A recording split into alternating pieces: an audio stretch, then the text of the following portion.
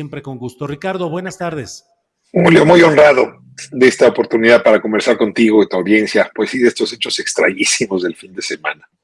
Ricardo, ¿tú habías visto en tu experiencia como partícipe en la vida política, social, periodística de la Ciudad de México algún acontecimiento así en el que un grupo organizado frenara el paso de un ciudadano rumbo a un parque público, a una exhibición pública de datos que ese ciudadano quería confirmar, conocer o en su caso en legítimo derecho, pues establecer una crítica o una refutación a lo que yo hubiera? ¿Qué sucede? ¿Qué ha pasado, Ricardo? No, sí estamos viviendo tiempos de lo inédito, ¿verdad? En efecto, no me había tocado que me tocara en lo personal y mucho menos lo había visto en alguien más. Tengo que darte un detalle, Julio, del cual pues en realidad no hubo gran divulgación, pero que me parece que arroja luz sobre la gravedad del asunto. Yo, en efecto, 3 días antes de asistir al Parque México, al Foro Limber, para pues, conocer esta exposición, que era de acceso abierto, ¿no? De entrada libre, mencioné que me gustaría dar mucho una visita guiada por esa exposición, porque pues independientemente de la museografía que yo supuse habría sido montada por Isabel Miranda y su Fundación Alto al Secuestro, pues como toda exposición tiene puntos de vista distintos y puntos de vista críticos. Así es que no te voy a negar que sí planteé públicamente la provocación y dije que llegaría al Foro Limber a las 11 de la mañana, pues con el ánimo de ofrecer esta visita guiada. Yo me había imaginado muchas cosas, pero lo que sucedió no. ¿Y qué es concreto lo que sucedió, Julio?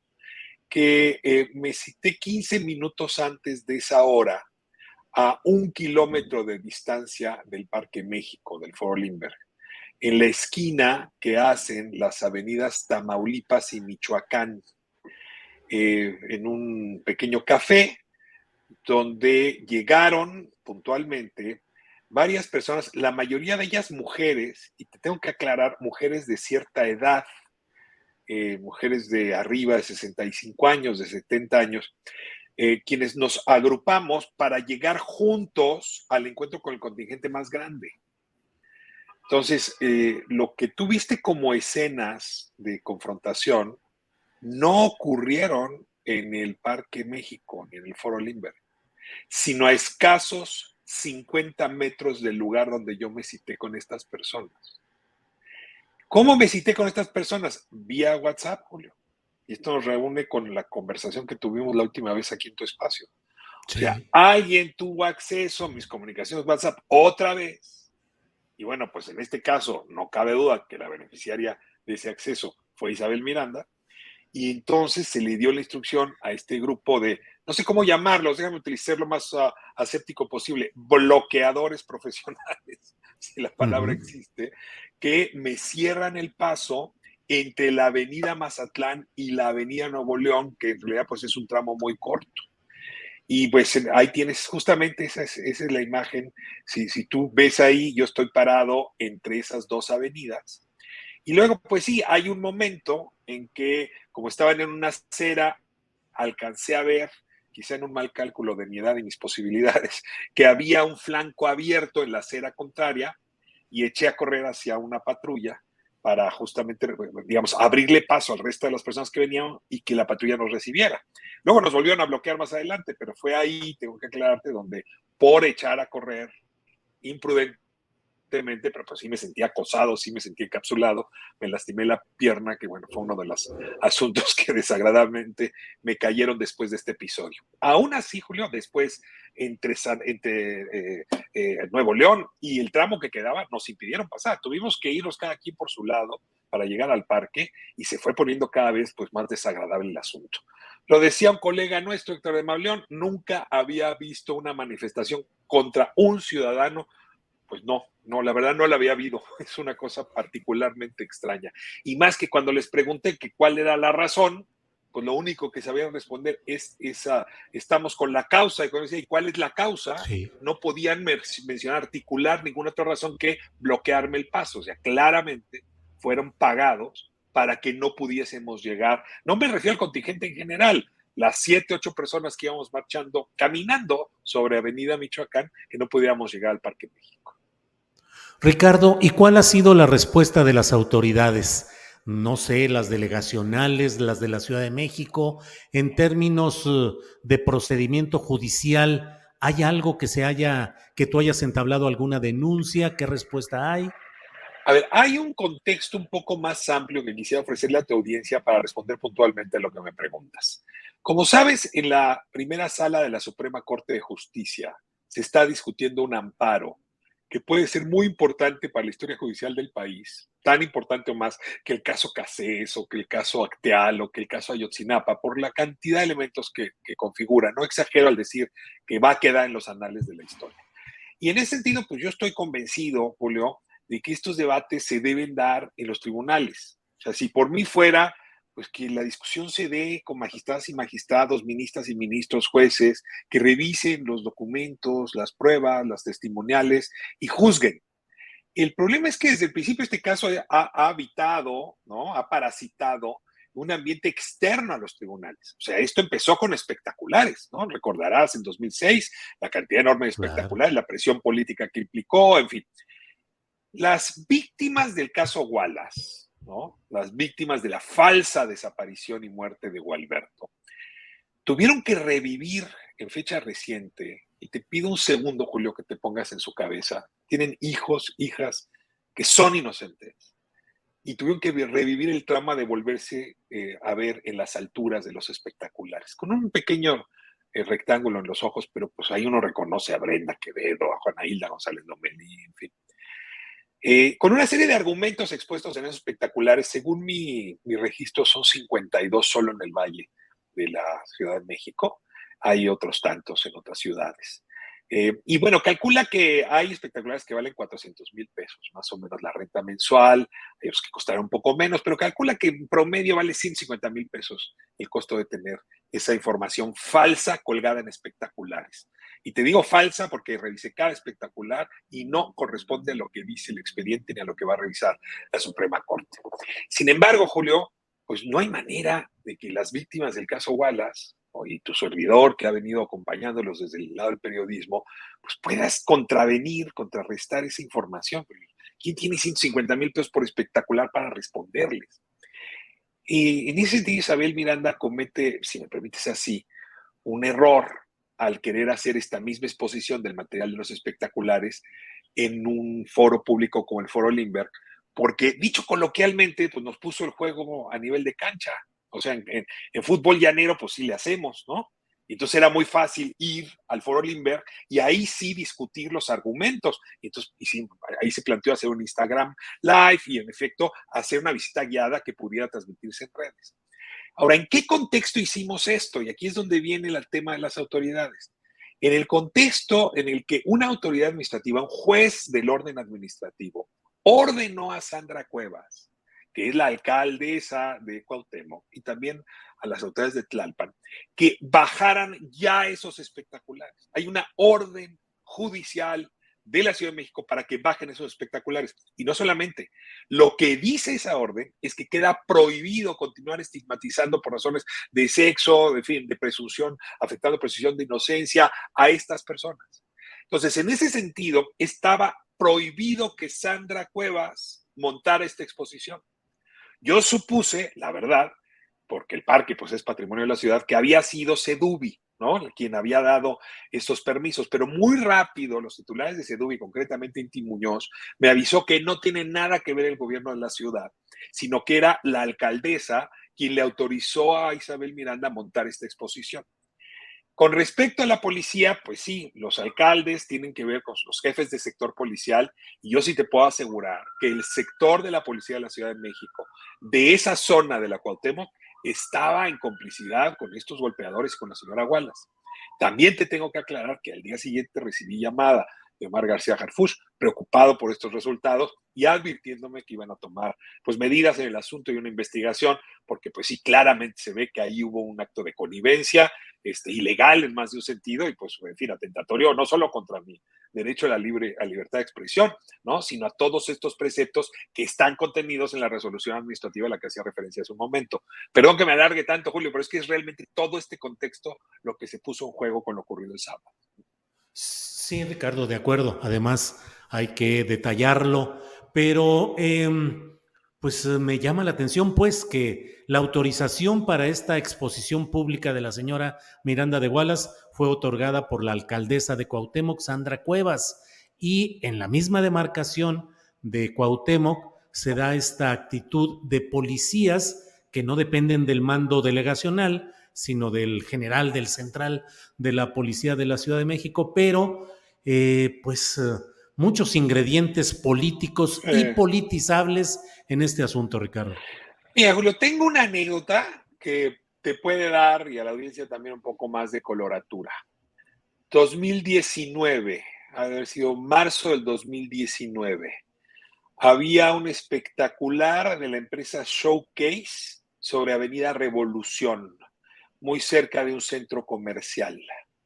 Los dueños del edificio deciden retirarle a Showcase el permiso para la utilización de este espectacular. En ese momento, otra empresa que también se dedica al mismo asunto hace un contrato con los nuevos inquilinos. ¿Sabes cómo acabó este episodio? Cuando intentó la nueva empresa bajar el espectacular, un grupo de choque acompañado por policías, en este caso de la Álvaro Obregón, detuvieron, encerraron en su coche y luego bajaron y golpearon al director jurídico de esta empresa de espectaculares, la adversaria. Y luego fue a dar a la policía, estuvo detenido y después ya golpeado y todos lo soltaron. Te quiero decir una cosa, Isabel Miranda, que tiene muchos conectes, de luego siempre hablamos de sus relaciones con Felipe Calderón y Gerardo García Luna, pero no nos supongamos que esos son los únicos pistones de los que puede echar mano. Tiene desde hace tiempo muy buena relación con los jefes de sector. Entonces, para ella es muy fácil pedirle a los jefes de sector de Álvaro Obregón, ayúdenme a que no me bajen este espectacular. Y cuando digo muy buena relación, no te estoy diciendo que son relaciones que le manda un regalito el día de su cumpleaños, ¿eh? O sea, es una relación económica. Entonces, yo lo que vi después de 4 años de estudiar un poco el fenómeno Wallace, que es un fenómeno muy complejo, es que nos echaron encima a la fuerza de choque que Isabel Miranda utiliza para mantener de manera irregular muchos de los espectaculares que tiene. No tiene nada que ver con alto al secuestro ni con otra cosa. Son gente pagada para hacer esto. Y mira, aquí puedo estar cometiendo un error en dar nombres, ¿no? Y en dañar reputación, a ver si luego no me demandan civilmente. Pero tengo también evidencia que quien le opera esto a Isabel Miranda es Roberto Miranda, su hermano, que fue Ministerio Público y es un hombre que entiende de armas, que entiende de fuerza y que es normalmente quien sostiene estos grupos de choque. Hay quien me ha dicho que en realidad se trata de la Unión Tepito y que está vinculado con Sandra Cuevas. Yo la verdad es que no sé si haya vasos comunicantes entre estos grupos criminales y estos grupos de golpeadores, pero sí te diría que el patrón es idéntico. Y bueno, así te explicas también, Julio, cómo hoy Isabel Miranda tiene tantos espectaculares en la Ciudad de México, pero sobre todo tantos que son irregulares. Si lo que tendría que hacer ya la CEDUBI es no solamente impedirle que haga estas exposiciones, sino retirarlos todos, porque el resto de las empresas se han regularizado, pero Wallace ha logrado mantener un patrimonio enorme gracias a este tipo de actitudes y de complicidad con los jefes del sector, como te decía hace un momento. Ricardo, he escuchado también en pláticas privadas que no se pueden reproducir, y esa es la condición de esas pláticas a veces, funcionarios, altos funcionarios de la Ciudad de México y del gobierno federal que se quejan de las presiones y amenazas provenientes de grupos o de personas relacionadas con la señora Miranda de Wallace o con ella misma. Evidencias de amenazas telefónicas, de advertencias, de cosas así, yo lo he escuchado. Y te pregunto, Ricardo, ¿cómo explicarnos que subsiste un poder tan sombrío, tan reprobable de este grupo y de esta persona, la señora Miranda de Wallace, en un México que pues podríamos suponer que va cambiando y que las circunstancias políticas y partidistas deberían ser distintas y adversas a este tipo de sombríos grupos y personajes, Ricardo? Sí, decir Isabel Miranda es decir muy rápido muchos probables delitos, ¿no? Fabricación de culpables, fabricación de pruebas, abuso de poder, ¿no? Pero yo te diría que es alguien que nos da un paseo como si fuera Virgilio por el círculo del infierno que Dante no describió del tráfico de influencias. Es decir, te doy y me das. Y tenemos una contabilidad de abono y de deudas. Isabel Miranda le ha hecho favores, francamente, a toda la clase política, a toda la clase política. Y a la que no le hizo favores, los amenazó, los acorraló, ¿no? Entonces, por eso tiene, pues, a mucha gente, digamos, subordinada. A ver, a Felipe Calderón le hizo el favor más obvio y más conocido. Cada vez que venía una organización de derechos humanos a denunciar que había violaciones en México, Isabel corría a desestimar al relator de Naciones Unidas, a los de Amnistía, en fin, ¿no? Si alguien propuso la militarización, como se dice ahora, del país, desde el día uno fue ella, pues ella quería que los militares se hicieran cargo de perseguir a los secuestradores y luego de dictarles pena de muerte. Fue ella la que propuso que se hicieran cargo de la seguridad pública, primero que casi nadie en este país. A ver, viene hace mucho tiempo construyendo deudas que ahora está cobrando. Y te tengo que decir, pues una cosa muy delicada, ¿no? Porque tu pregunta es, ¿cómo trascendió Isabel Miranda? Pues del calderonato al peñismo. No me voy a detener ahí, es un tema interesante. Pero aún más, ¿cómo trascendió del peñismo al observadorismo? Y la explicación que me doy, Julio, un poco por la evidencia con la que cuento ahora, es que las Fuerzas Armadas le deben muchos favores. O sea, si alguien los defendió todo este tiempo fue ella.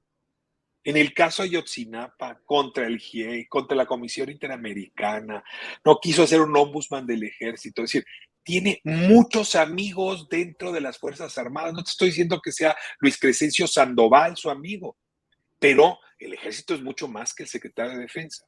¿Y por qué digo que tengo evidencia? Por lo que te decía en la conversación de hace unas semanas. A mí me espía con el programa Pegasus el ejército, de eso no hay duda. Y esa información espiada se la entregan a ella.